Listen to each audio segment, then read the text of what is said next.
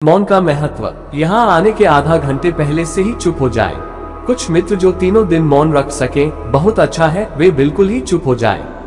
और कोई भी चुप होता हो, मौन रखता हो तो दूसरे लोग उसे बाधा न दे, सहयोगी बने। जितने लोग मौन रहे उतना अच्छा।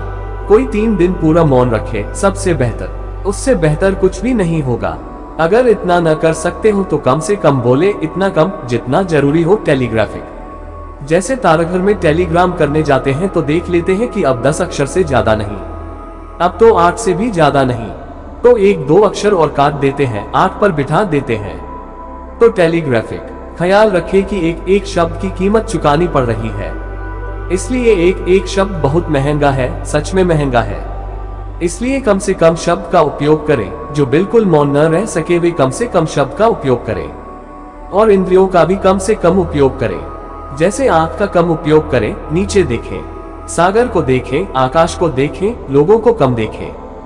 क्योंकि हमारे मन में सारे संबंध, एसोसिएशंस लोगों के चेहरों से होते हैं, वृक्षों, बादलों, समुद्रों से नहीं। वहां देखें, वहां से कोई विचार नहीं उठता।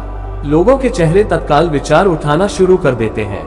नीचे देखें, 4 फीट पर नजर रखें, चलते घूमते फिरते। आधी आंख खुली रहे, नाक का अगला हिस्सा दिखाई पड़े, इतना देखें। और दूसरों को भी सहयोग दे कि लोग कम देखें, कम सुने।